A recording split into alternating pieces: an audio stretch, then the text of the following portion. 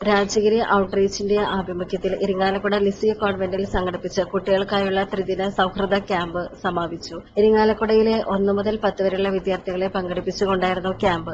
ഉപഭോക്തൃ സംസ്കാരത്തിന്റെ ഗുണദോഷങ്ങളെക്കുറിച്ച് വിദ്യാർത്ഥികൾ അവബോധമുണ്ടാക്കുന്നതിന് ക്യാമ്പ് സഹായകമാകുമെന്ന് സമാപന സമ്മേളനം ഉദ്ഘാടനം ചെയ്ത ടി.കെ. ദിലീപ് കുമാർ പറഞ്ഞു. Sister Meera, C K. Paulose, T K. Varghese, Lindy Licho എന്നിവർ സംസാരിച്ചു.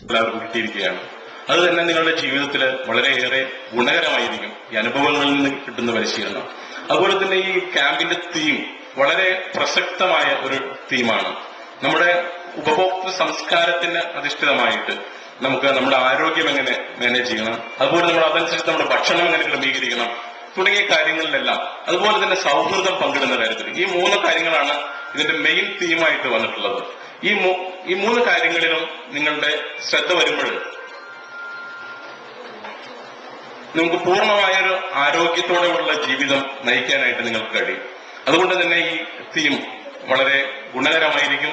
അതിന്റെ ടിവിയുടെ അതിപ്രസരമാണെങ്കിൽ നിങ്ങളുടെ ക്യാമ്പിൽ നിങ്ങൾക്കൊരു സബ്ജക്റ്റായിട്ട് നിങ്ങളുടെ കോർഡിനേറ്റേഴ്സെല്ലാം പഠിപ്പിച്ചത് ടിവിയിൽ കാണുന്ന പരസ്യങ്ങൾ, അതിന് പിന്നാലെ പോകാതെ നിങ്ങൾ സമീകൃതമായൊരു ആഹാരശീലം നമ്മൾ സൂക്ഷിച്ചുകൊണ്ട്, നമുക്ക് വ്യായാമശീലങ്ങൾ പരിശീലിച്ചുകൊണ്ടും നമുക്ക് നല്ല രീതിയിൽ